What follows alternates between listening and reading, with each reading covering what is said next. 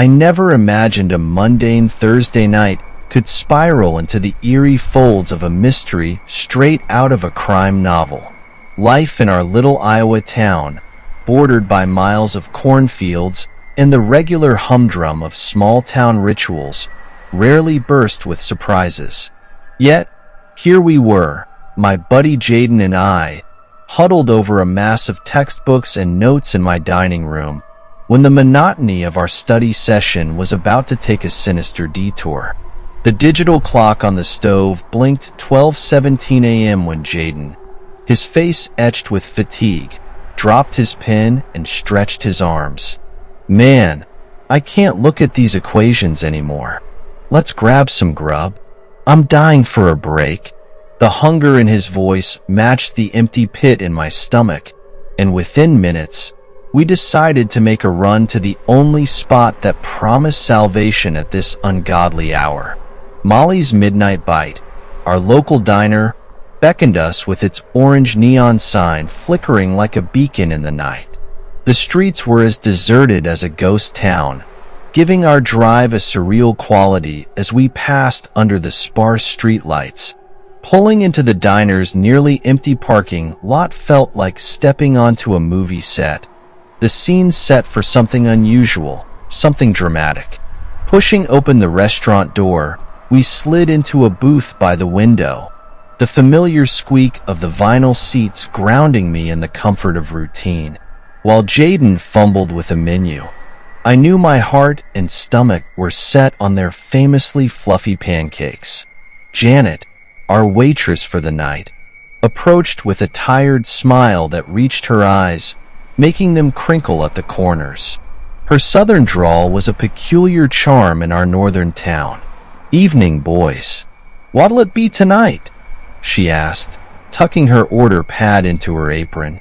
We placed our usual orders, and as she shuffled off, her sneakers squeaking against the linoleum, Jaden and I dove back into a light conversation about our looming exams. It was a welcome distraction until my eyes inadvertently caught sight of a lone figure at the counter. A man, seemingly lost in his thoughts, sat hunched over a mug, his face shadowed and distant. Something about him was unsettling, but I couldn't pinpoint why. For a moment, our pancakes and chatter reclaimed my attention, pushing the mysterious man to the back of my mind. It wasn't until we readied to leave, with the clock now glaring 1:43 a.m., that a chilling realization hit me. The man hadn't moved at all. His coffee sat untouched, and his posture was unnaturally still.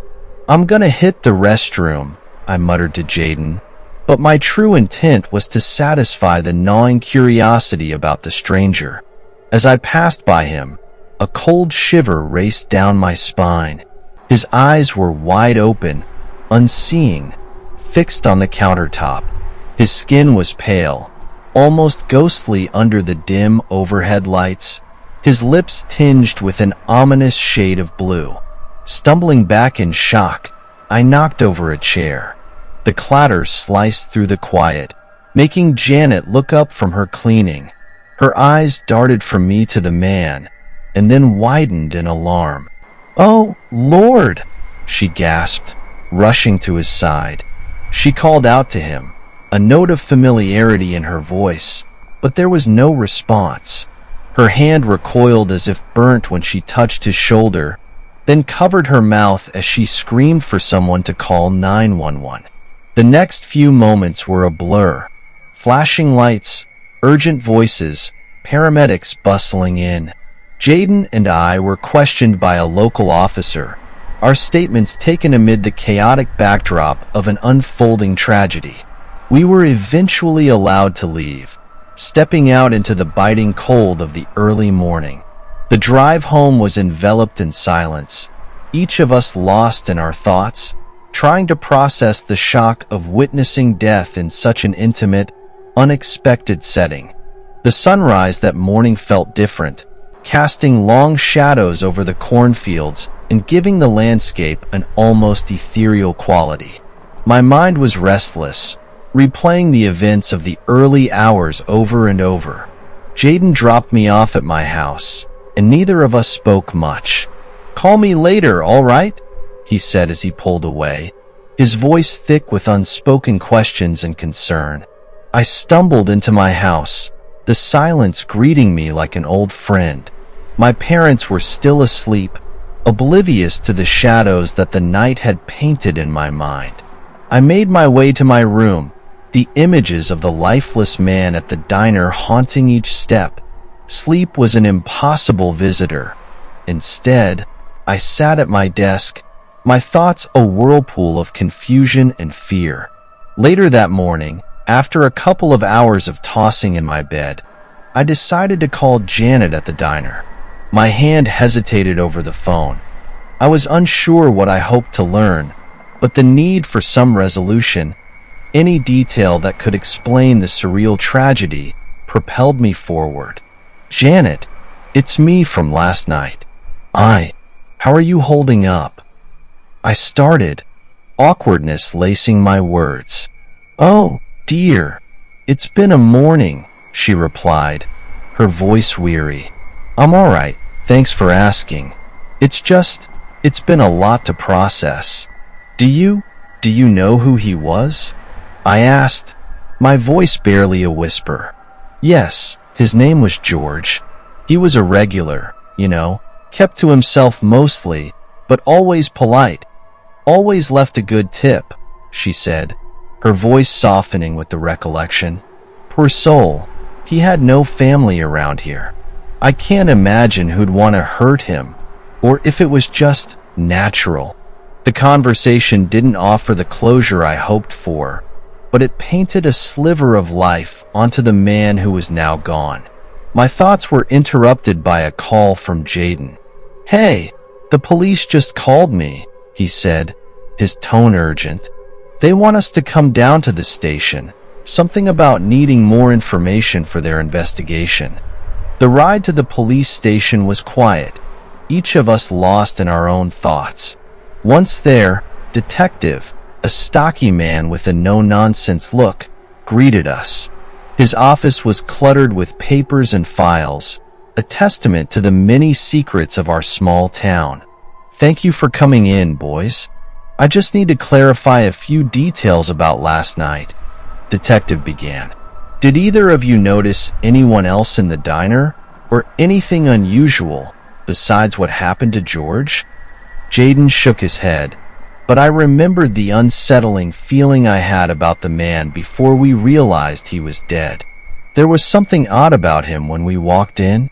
He was alone, just staring into his coffee. "I don't know if that helps." Detective scribbled some notes before looking up. "Every detail matters, thank you. We're waiting on the autopsy report, but from the preliminary check, it doesn't seem like any foul play. Could have been a heart attack, but we need to be sure." As we left the police station, the weight of the detective's words hung over us. The possibility of a natural cause made the night less sinister, but no less tragic. We decided to stop by Molly's again, driven by a need to make sense of the space that had turned from familiar to foreboding overnight. The diner was quiet when we entered, a stark contrast to the chaos of the previous night. Janet was there, moving slowly between the tables, her usual spark dimmed. She gave us a small smile as we approached the counter. "You boys all right?" she asked, her concern maternal. "Yeah, just still trying to wrap our heads around it all," Jaden admitted. Janet nodded, her eyes reflecting a deep, unspoken understanding. "Life is fragile," she murmured. "George taught us that. But we keep going, don't we?" We lingered for a coffee, the atmosphere of the diner settling into its old rhythm around us. Our conversation with Janet, the warmth of the coffee, and the morning light streaming through the windows began to knit the torn edges of the night's events. As we left, the clarity of daylight seemed to sweep some of the shadows away. The diner, once a scene of death, was reclaiming its place as just another small-town haven, resilient in the face of adversity. The experience, though unsettling, reminded us of the fleeting nature of life and the unexpected ways our paths can cross with others, leaving indelible marks on our souls. We walked away with a new appreciation for the ordinary moments, knowing too well how quickly they could be disrupted. Life in our small Iowa town would continue, the memory of that night woven quietly into its tapestry. In the sprawling suburbs of Atlanta, nestled among the well-manicured lawns and winding streets, stood an old water tower. It was a relic from a bygone era, no longer in use but too expensive for the city to demolish. To us, the local kids, it was a landmark of adventure, a monument to our childhood daring. And back when I was 15, my friends and I made it our mission to climb it one hot summer night. The idea was born out of boredom and a desire to do something memorable before the summer ended. We'd spent countless evenings lounging in my backyard, the air thick with the scent of jasmine and the sound of cicadas forming a backdrop to our laughter and stories. Climbing the water tower seemed like the perfect challenge, a testament to our bravery and a story we could tell for years to come. We set out just after midnight, armed with flashlights, snacks, and a sense of invincibility that only comes with youth. The night was moonless, the darkness almost tangible, as we made our way through the sleeping neighborhood towards the water tower.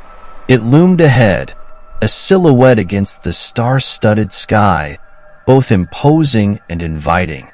The base of the tower was fenced off, but years of neglect had left gaps wide enough for us to slip through.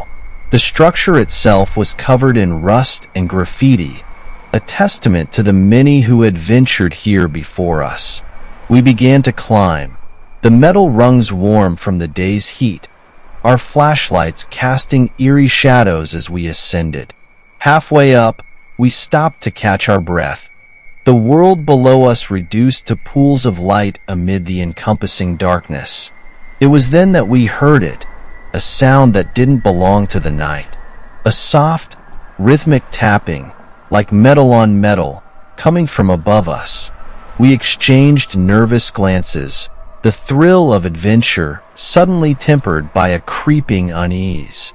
Rationalizing it as the tower settling, or perhaps another group of kids, we pressed on, curiosity edging out our apprehension.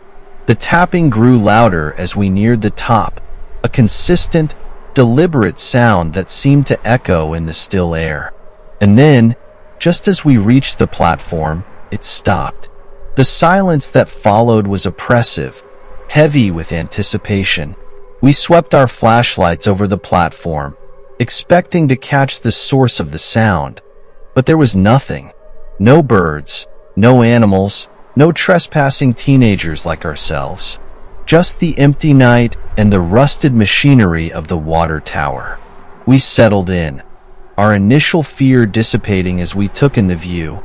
The city sprawling out beneath us like a living organism, its lights twinkling in the distance. We shared snacks and stories, reveling in our success and the secret world we had discovered above the sleeping city.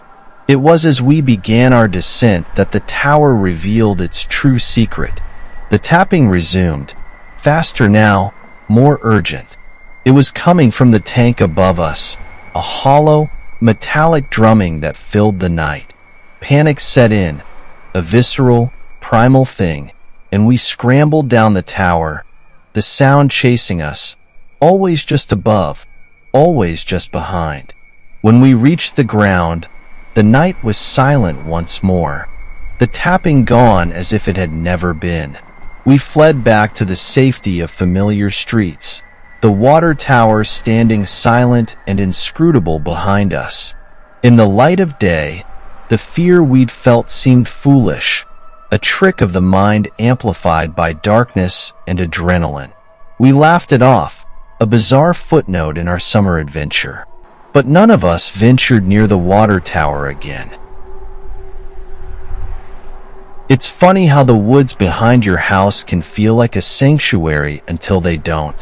I'd been living in my small town for a little over 3 years, enjoying the kind of peace that only comes from being completely isolated.